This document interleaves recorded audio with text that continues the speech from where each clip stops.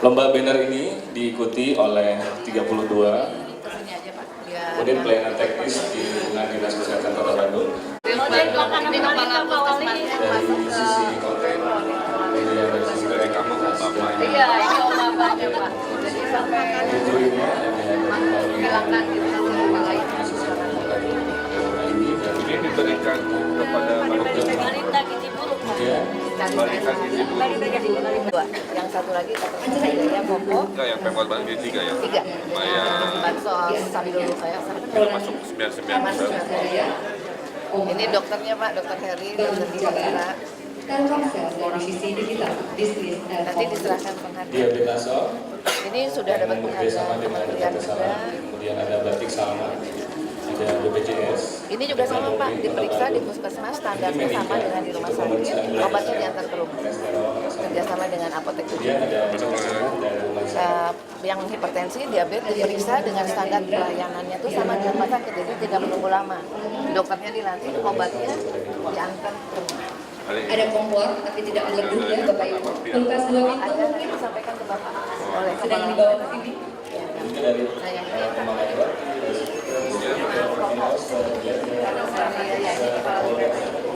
jadi terus burung saking dibawa menentukan kematian ibu dan anak dengan cara semua dan begitu ada hamil harus lapor RW dan terus ikutin sampai jadi pantau terus. Oh, jadi RW terlibat. pendampingan. Ada pendampingan sama puskesmas. Yang hamil. Kita memberdayakan masyarakat untuk memotivasi agar balita muda posyandunya biar lucu-lucu, jadi nggak timbangannya di anak-anak biar yang ini semua puskesmas jadi kita lombakan juga, jadi biar ada tahun depan sudah saya screening dia bandel. Dari semua puskesmas dia ya? Iya, dia dari BNN. Ini dengan PTN Kesmob kita Pak yang 24 jam terus dengan staff dan bagaimana juga. Itu kan gratis. Gratis. Ambulan. Ambulan dan kereta jenazah. Selama dia KTP. KTP Bandung dan di wilayah Bandung juga. Yang 119 itu. Ya. Udah langsung aja. Yuk, mangga. 1.500. Gratis.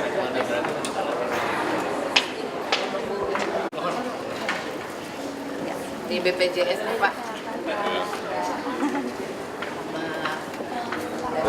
Selamat datang dan terima kasih atas kehadiran Bapak dalam rapat kerja kesehatan. Selamat pagi, salam sejahtera untuk kita semua. Puji syukur kehadiran Tuhan yang Maha Kuasa atas limpahan rahmat dan karunia-Nya. Pada pagi ini akan berlangsung pembukaan acara Rapat Kerja Kesehatan Daerah Kota Bandung tahun 2015 dengan tema Penguatan pilar paradigma sehat, pelayanan kesehatan dan jaminan kesehatan nasional untuk meningkatkan kualitas kesehatan masyarakat Bandung.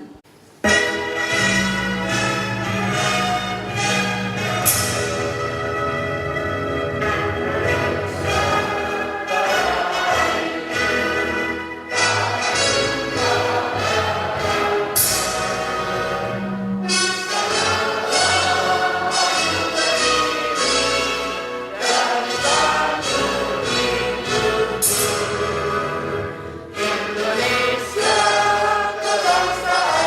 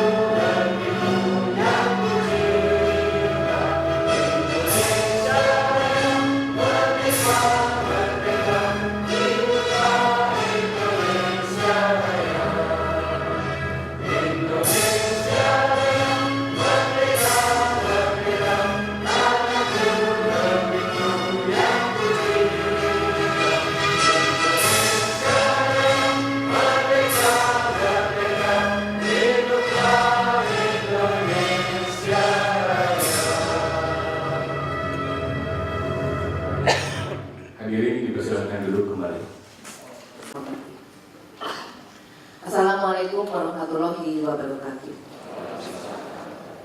Selamat pagi dan salam sejahtera. Puji syukur kehadirat Allah Subhanahu wa Ta'ala karena atas perkenannya kita berada di sini mengikuti kegiatan Rapat Kerja Kesehatan Kota Bandung tahun 2015.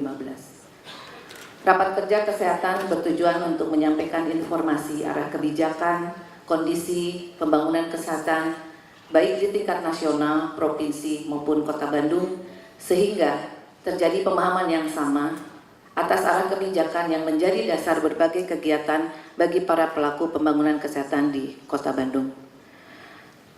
Bapak Wali Kota yang kami hormati, Ibu Bapak yang saya hormati, kami mohon maaf karena raker ini baru dapat kami laksanakan pada bulan Mei, karena pada bulan April kami memang terkonsentrasi untuk kegiatan peringatan Konferensi Asia Afrika yang ke-60. Lebih dari 200 tenaga kesehatan kami siapkan baik di lapangan maupun juga 3 rumah sakit yang disiapkan sebagai rujukan, Rumah Sakit Hasan Sadikin, Santosa dan Doromius, dan mengawal seluruh kegiatan yang dilaksanakan di Kota Bandung dari mulai di tingkat kecamatan sampai yang tingkat nasional. Perlu kami sampaikan bahwa pada hari ini rapat kerja dihadiri oleh narasumber yang telah disampaikan, kemudian para pimpinan SKPD terkait, para camat, Direktur Rumah Sakit Sekota Bandung, Kepala UPT dan seluruh jajaran kesehatan, Dinas Kesehatan, Mitra Kerja, LSM, organisasi profesi. Rapat Kerja Kesehatan Kota Bandung telah didahului dengan sosialisasi materi Rapat Kerja Kesehatan Nasional dan Provinsi kepada seluruh pejabat struktural di lingkungan Dinas Kesehatan, yang kemudian ditindaklanjuti dengan pra-rapat kerja di 8 subwilayah kota.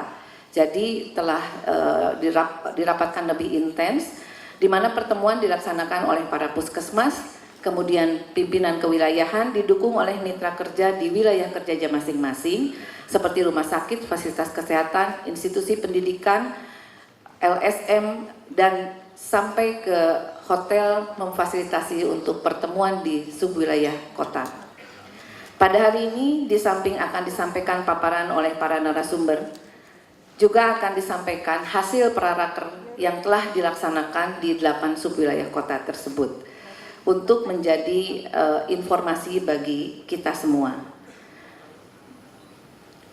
Kegiatan praraker maupun raker hari ini memegang kepada kebijakan dengan memperkuat 3 pilar paradigma sehat, pelayanan kesehatan, dan jaminan kesehatan nasional. Bapak Wali Kota yang kami hormati, di samping itu kami sampaikan bahwa pada kesempatan ini kami jajaran Dinas Kesehatan Kota Bandung ingin menyampaikan penghargaan kepada tenaga kesehatan yang telah punah waktu, akan tetapi tetap bersemangat dan memberi getaran pengabdian kepada kesehatan masyarakat di Kota Bandung. Kepada Dr. Suryani, Dr. Hadijah, Bapak Dr. Yono, dan juga sahabat kami yang telah mendahului,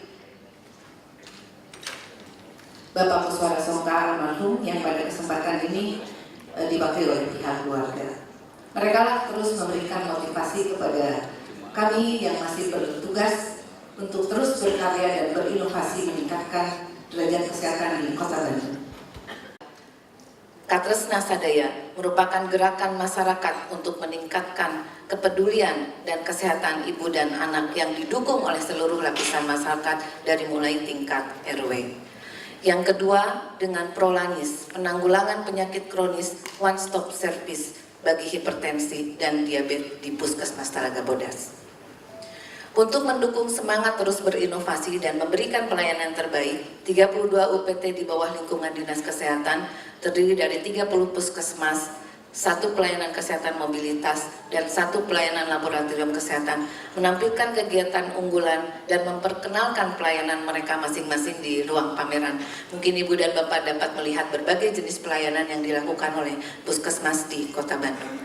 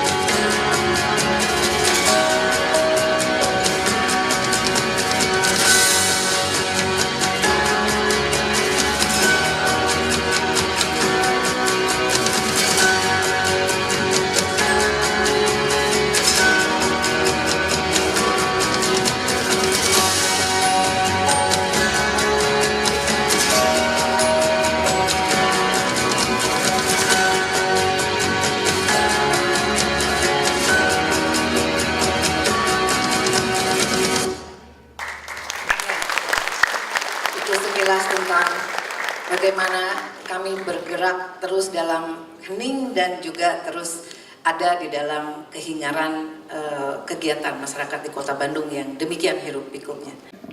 Teriring dari kami salam sehat dan salam pengabdian. Terima kasih atas perhatiannya. Mohon maaf bila ada hal-hal yang kurang berkenan. Wassalamualaikum warahmatullahi wabarakatuh.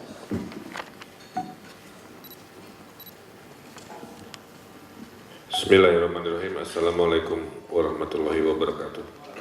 Sampurasun. Selamat pagi buat semua. Ini ada palu Bu, dengar buat mukul nanti.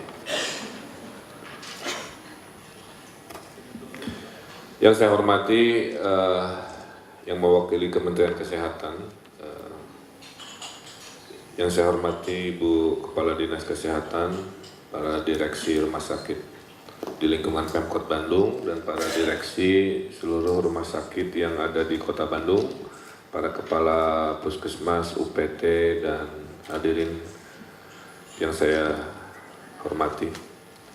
Seperti kita pahami, kalau mengukur kualitas hidup sebuah peradaban biasanya disepakati memang 3 ya. 1 pendidikan, 2 kesehatan, 3 tingkat ekonominya, kira begitu. Nah, sekarang hadir paradigma baru yang memang belum disepakati tapi sedang dikembangkan ke Kota Bandung, yaitu indeks kebahagiaan. Ya. Nah, indeks kebahagiaan ini atau happiness index ini adalah intangible value yang sedang kita kembangkan di Bandung untuk mengukur bahwa negeri yang maju adalah yang warganya bahagia walaupun pas-pasan gitu. Ya. Hasil survei 2013 dari 150 negara, Singapura yang kita anggap negeri maju luar biasa, indeks kebahagiaannya hanya 140. Indonesia ranking 19. Di Indonesia lumayan ya. Lihat berita kan berita buruk semua, pasti sedih. Lihat sinetron happy lagi gitu ya. Lagi nonton preman pensiun.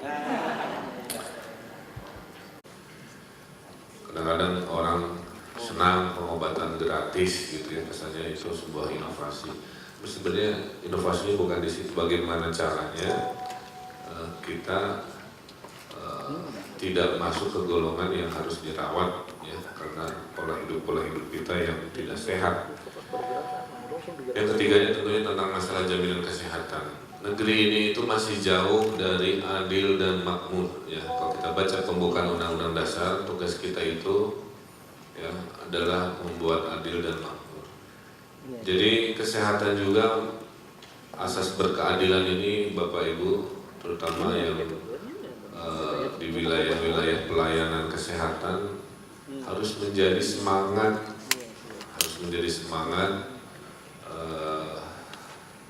rasa cinta kita kepada kemanusiaan, kira-kira begitu. Ya.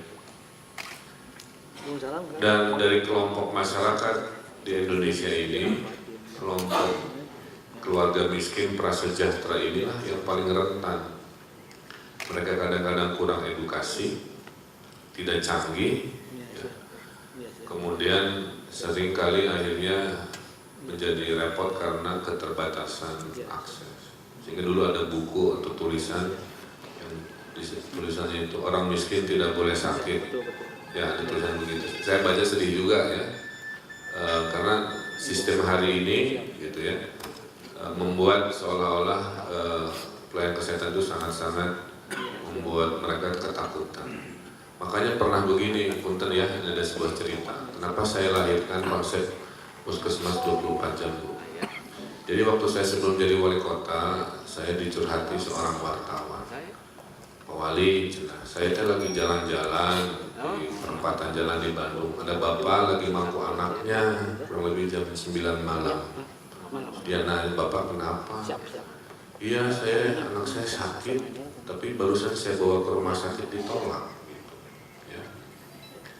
Ya mungkin rumah sakit melakukan prosedur, saya nggak ngerti lah. Tapi kejadian itu bahasanya begini, saya ke rumah sakit, saya ditolak, padahal anak saya sakit.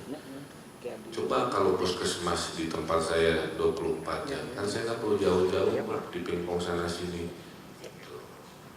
Karena bagi bahasa Bapak itu, buat saya mah yang penting cepet aja, dekat dari rumah dan seterusnya. Nah dari situlah sebenarnya cerita itu mengilhami bagaimana dalam sekian persen rumah sakit di Bandung minimal kita bersemangat harus ada puskesmas 24 jam.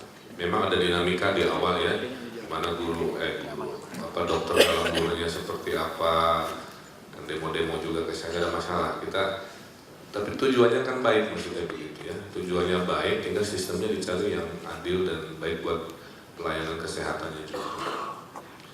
Nah, cerita si bapak dan anak ini maksud saya mewakili hari ini, gitu. Mewakili kelompok yang punya keterbatasan dan mereka juga manusia yang harus kita tolong. Kalau menengah atas rata-rata pasti sudah teredukasi, ya. Dan makin menengah atas, makin kaya seseorang, entah kenapa kalau periksanya itu pasti ke Singapura, ya. Kemana lah, saya lihat semua peralatan di Bandung juga lengkap, nggak ada masalah, ya. Nah sehingga disinilah saya paham ada namanya persepsi. Kalau ke Singapura persepsi begitu. Nah persepsi inilah yang akan saya bangun bahwa kalau mau urusan kesehatan udah ke Bandung aja. Sekarang saya belajar dari Penang ya, Penang itu di Malaysia, rumah sakitnya banyak. Dan saya lihat promosinya itu ya luar biasa, pemerintah ini sedang saya ikuti juga. Jadi ayahnya jadi karena banyak pariwisata dikombinasi dengan banyak rumah sakit, jadi keluarga yang sana itu senang. Jadi orang Medan itu lebih banyak berobatnya itu ke Penang karena 30 menit atau 1 jam naik pesawat ketimbang berobat di Medan sendiri, saya cek begitu. Tapi poinnya kami sebagai Pemkab Bandung ingin industri kesehatan ini punya satu step lebih terintegrasi. Nah saya butuh dukungan Bapak Ibu khususnya di rumah sakit swasta juga untuk bersinergi. Makanya di forum ini ya, di luar yang ininya kita coba bisa nggak Bandung jadi destinasi kesehatan. Untuk itu terjadi kira-kira apa yang kami bisa sinergikan? Mari kita ngobrol kira-kira begitu. Kan ujung-ujungnya juga untuk keberlangsungan pelayanan dan kegiatan ke rumah sakitan kan seperti itu ya. Nah, jangan pernah berhenti berinovasi, itu pesan saya ya. Karena Tuhan yang Maha Kuasa ini memberikan kita anugerah terbesar itu imajinasi. Itu yang membedakan kita berpikir, berimajinasi dibanding makhluk lainnya. Dan imajinasi itu khususnya untuk para PNS Dinas Kesehatan, jangan terjebak pada kesibukan administrasi saja. Latih otaknya, bikin programnya, kita memberikan gagasan-gagasan terbaik. Alhamdulillah tadi 2 inovasi ya, yang satu Prolanis, yang satu Katresna Sadaya mendapatkan inovasi terbaik se-Indonesia. Alhamdulillah tepuk tangan buat 1 government, 2 bisnis, 3 civil society, 4 adalah media, kira begitu. Jadi kalau masyarakat hanya mengandalkan kami sebagai pembawa perubahan, kecepatannya hanya 1/4. Tapi kalau ada pebisnis yang juga peduli tidak hanya isu ekonomi, tapi sosial lingkungan, sudah 50%. Tambah lagi dengan civil society kemasyarakatan, sudah 75%. Apalagi medianya mendukung, tidak hanya bad news is good news, tapi memberikan inspirasi. Di Bandung negerinya sedang dibawa ke arah seperti itu. Kita lihat dalam ekonomi kreatif.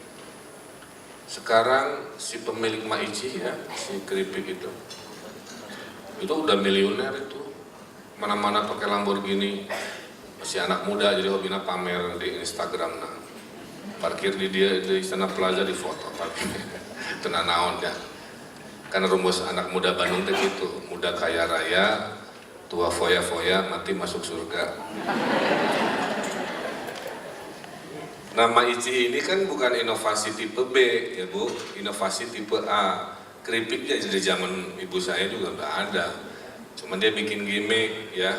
Kalau pedas level 1 normal, level 5 sehat, level 10 masuk toilet kan gitu. Jadi tergantung kalau lagi galau, putus cinta pasti level 10. Inovasi kedua adalah menciptakan yang sama sekali baru dari problem. Ini yang saya harap menjadi spirit ya pelayanan kesehatan di Bandung, basisnya inovasi. Jadi Ibu Dinkes coba bikin 3 bulan sekali Sinovik versi Bandung di lingkungan Dinkes gitu ya, diberi penghargaan, dimotivasi. Nanti di akhir tahun yang terbaiknya coba anggarin aja, karena orang Bandung mah memang kalau dikasih hadiah baru semangat gitu ya, kalau cuma dinasehatin enggak. Makanya kalau ada seminar banyak door prize-nya tuh. Kalau nggak pakai door prize, setengah seminar udah pulang. Sekarang mah sampai jam 5 ditungguin gitu, karena ada kulkas 2 pintu menunggu di depan. Yang bukan PNS, oh PNS bukan? Bukan, coba ke depan. Ya dari situ aja ada mic. Ada Prolanis sama. Nama dari mana? Perkenalkan, nama saya Adi Miharja dari Cita Sehat Foundation.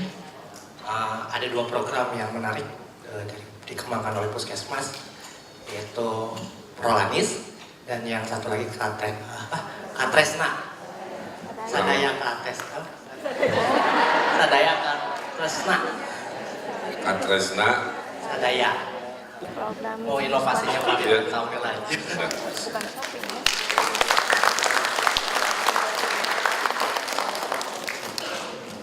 Ya, jadi saya titip inovasi ya Bapak Ibu. Inovasi memperbaiki yang ada atau inovasi sama sekali baru ya. Contoh memperbaiki yang ada di RSUD masih ya, yang SMS itu. Nah ini saya minta semua pakai. Sama juga, saya selalu baca dari curhatan warga, saya bayangkan, saya cari inovasinya. Pak Wali curhat, ya kenapa?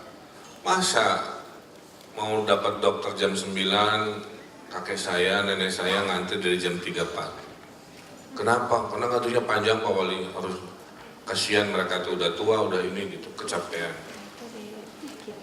Tempat lain di Surabaya juga saya lihat dulu pernah begitu. Saking capeknya, antrian fisiknya digantikan sepatu. Yang kebayang maksudnya, sepatu yang rupa-rupa kayak semerbaknya kebayang. Setiap hari ribuan orang begitu. Cek saya pasti ada cara orang. Nah saya ingat kalau di visa di kedubes di Amerika di mana kita itu bookingnya online. Saya kasih tahu, kamu datang hari Selasa jam 9 ambil visanya. Oke. Jadi pas saya datang antriannya sedikit, datang ambil visa. Nggak kayak dulu, zaman dulu kalau ngantri visa tuh ngekor kedubes Amerika tuh sampai ke jalan. Nah di rumah sakit umum daerah bulan apa dilaunching? Oktober 2014 ya. Gara-gara curhatan itu saya bilang kita bikin antrinya dengan SMS gitu. Dan online nanti ya. Mudah-mudahan ini dipraktekkan seluruh Indonesia Bu, kalau boleh. Hanya dengan daftar SMS, nanti si operator ngasih ada pilihan klinik ya. Ada pilihan SMS-nya dibuka dulu, ada pilihan klinik ABC lah, misalkan saya klinik C, udah aja titip. Nanti si operator menjawab, terima kasih, datanglah jam 9.30 sampai 9.45, kurang lebih begitu. Dengan modal bukti reply SMS itulah dia datang di detik-detik menjelang jam itu. Sehingga dia bisa tidur lagi, bisa nyetrika dulu, masak dulu, nganter anak dulu, sunah rasul dulu, apa terserah. Jadi waktunya efektif. Bayangkan Bu, kalau tidak kita push inovasi curhatan warga Bandung di ujung Berung itu, ribuan orang buang-buang waktu. Baik si orang yang sakit atau anaknya yang nganter yang harus cuti dulu atau apa dan seterusnya. Kalikan puluhan hari bertahun-tahun, mubazir waktu manusia itu. Kalau di Amerika komplainnya racial profiling, tinggal jenis kulitnya jadi beda. Tadi Bandung mah ada facial profile gelis teh mentah gelisnya cuek. Aya nu kitu. Itu asli. Wah, mentang-mentang saya begini pas-pasan, cuma saya di bau dan ternyata sabelah ada gelis begini semangat. Jadi ibu jangan salah, orang yang curhat ke saya itu sekarang modal jempol. Karena saya ini punya Twitter ya. Twitter saya followernya 1 juta orang. Facebook saya followernya 600.000. Instagram juga. Jadi dengan mudah warga Bandung itu ke saya. Nah, tadi yang saya sampaikan itu kompilasi curhat-curhat pelayanan kesehatan. Dan rata-rata dimulai dari komplain waktu mendaftarkan. Nah, saya ingin inovasi yang sudah ada, yang SMS itu, tolong terapkan ya Bu. Sehingga di Bandung, kalau bisa 2016 semua ngantri mau ke puskesmas, mau ke klinik, mau ke rumah sakit, semua ngantrinya pakai SMS. Jadi ruang tunggu juga tidak penuh oleh orang-orang yang sebenarnya tidak perlu, ya. Nah ini cerita kecil saja ya dari harapan saya kalau di Bandung tadi segitiga membangun kota itu dengan. Nah berikut pelayanan, saya harap semua rumah sakit sudah aktif BPJS Kesehatan. Masih ada 3 sedang proses, 2 masih belum. Nah, mohon ditegur Ibu ya, Bu Dinkes. Kalau tidak kenapa, kalau saya telepon direkturnya, yang punyanya saya telepon. Bagaimanapun juga, setiap kita punya tanggung jawab kepada kemanusiaan. Ya, jadi kalau bikin program kelompok, nggak seru kalau nggak pakai singkatan gitu. Itu gara-gara itulah waktu saya nge-launching bis wisata, namanya masa bis pariwisata Kota Bandung ramai. Bisa embarakan, akhirnya keluar namanya Bandros. Singkatan Bandung Tour on Bus. Jadi dibaca enak, dibayangkan enak, akan dinaiki enak. Ya jadi untuk jaminan kesehatan itu kami sudah keluarkan 72 miliar ya. Mudah-mudahan bermanfaat. Tapi target Bu tiap tahun harus turun, ya logikanya. Kalau kita naikin terus, bukan jangan berbangga. Berarti orang miskin yang disubsidi itu makin tinggi. Yang salah dengan kita kan begitu. Harusnya logikanya makin turun. Ya. Nah sekarang terakhir dari saya masalah hidup sehat. Saya ingin fokus di situ sebenarnya. Saya ingin fokus warga Bandung itu kurang, tingkat sakitnya kurang. Ya. Dimulai dari sekolah, dimulai dari rumah. Kita ada program inovasi tadi puskesmas yang kalau ibu-ibu hamil Pak RW tanggung jawab gitu ya. Apa nama programnya? Itu kata saya ya. Tanggung jawab itu bukan tanggung jawab kehamilannya, tapi mengawal, memastikan tingkat kematian bayi, kematian ibu 0. Saya masih lihat datanya tadi masih ada. Jadi para camat-camat ya, pastikan data-data yang ada di peta itu harus berkurang. Harus proaktif ya, jangan mengandalkan pada kesehatan oleh Dinkes. Leadership ada di daerah. Saya udah bilang, Bapak Ibu, camat saya ini kalau di Sulawesi, di Kalimantan itu bupati. Karena di Kalimantan, di Sulawesi untuk jadi bupati itu penduduknya 100.000, 150.000. Itu sekelas sama di saya. Jadi camat-camat ini kelas udah.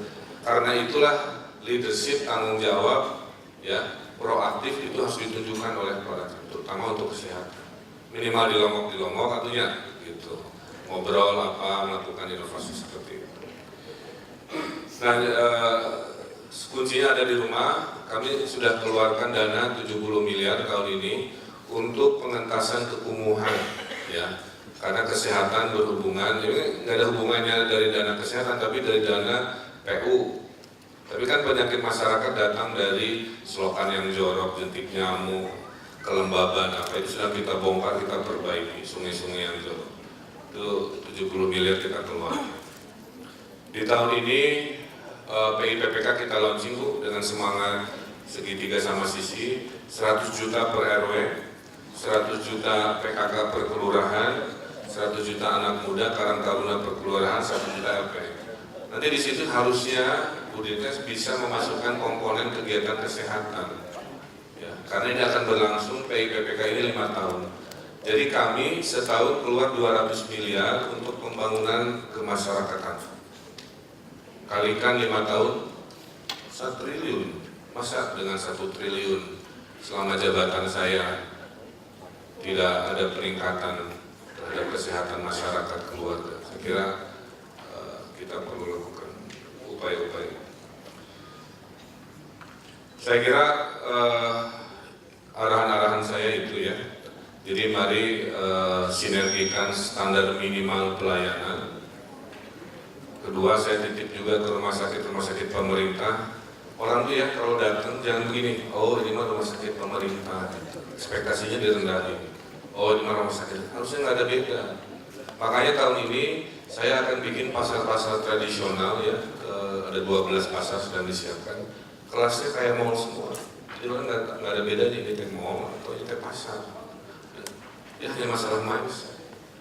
Nah saya titip juga, apa bedanya proyek swasta dan nggak ada bedanya. Jadi mindset itu harus kita rubah sehingga kemanapun sama dan seterusnya.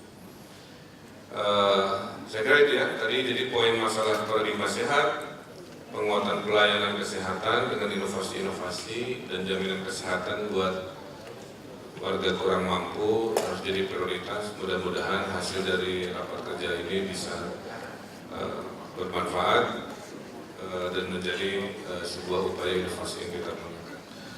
Dengan mengucap Bismillahirrahmanirrahim, rapat kerja kesehatan daerah Kota Bandung tanggal 19 Mei 2015 secara resmi saya buka.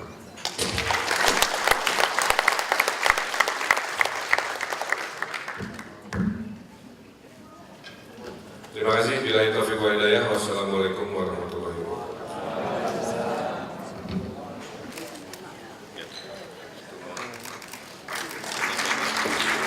Kemudian inovasi Prolanis yang akan diserahkan oleh Dr. Siska Gertrianti MHK. Penghargaan ini diterima oleh beliau berdua pada tanggal 15 Mei 2015 di Surabaya yang diserahkan oleh Menteri Pendayagunaan Aparatur Negara dan Reformasi Birokrasi. Kemudian bentuk apresiasi atas inovasi top 99 dari 1188 kelembagaan, kementerian,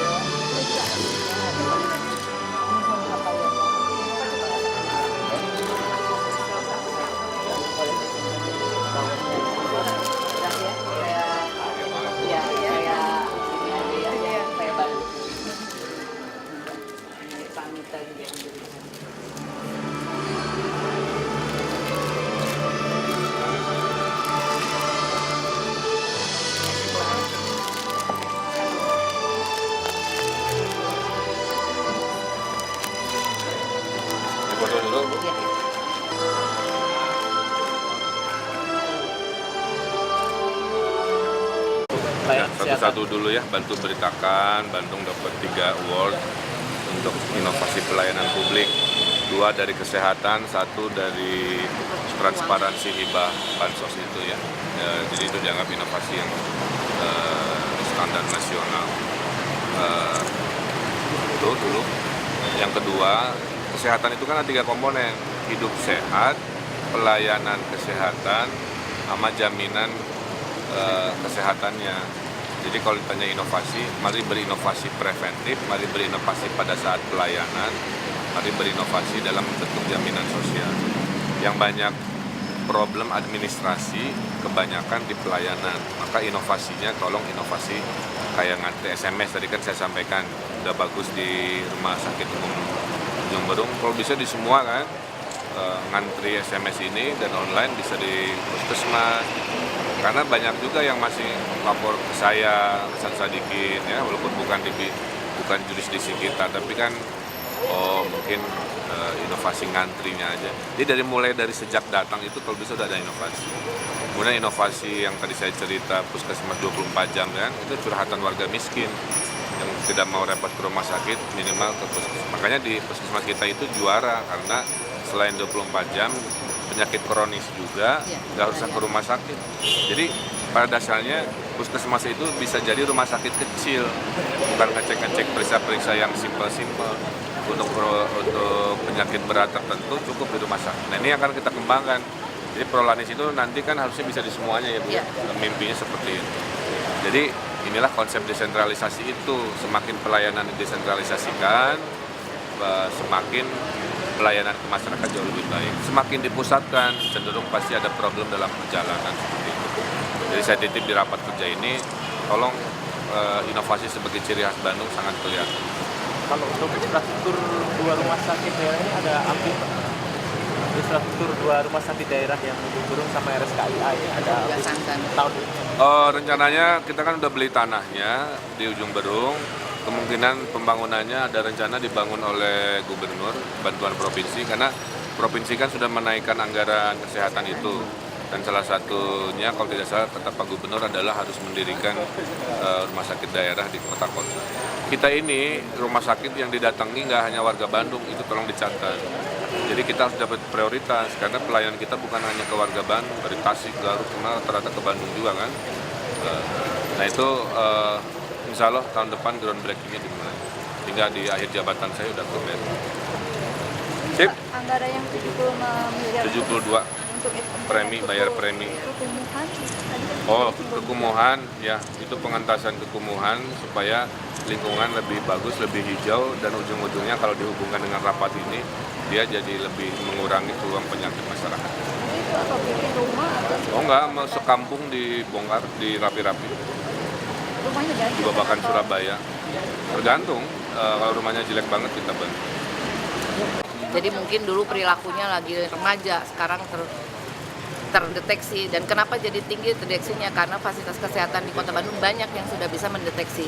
Puskesmas pun melakukan deteksi secara aktif. Jadi artinya kalau HIV/AIDS jangan takut dengan penemuan kasus baru, karena dia seperti fenomena gunung es. Kalau dia di bawah justru kita tidak tahu sebesar apa dan kita tidak bisa menangani. Jadi justru nomor 1 cegah penyakitnya, kedua lakukan deteksi dini, ketiga berobat dengan teratur. Karena yang kita tahan adalah penularan ke yang lain dan menjaga kualitasnya. Kalau di puskesmas bisa Bu? Bisa. SOP-nya seperti apa? SOP-nya sudah ada, kita dipandu juga oleh WHO, jadi bisa ditawarkan untuk secara voluntary melakukan pemeriksaan darah. Karena itu harus atas dasar sukarela. Termasuk kepada ibu hamil, supaya kan ibu-ibu juga kadang-kadang nggak tahu ya dapat hadiah apa dari suaminya gitu ya.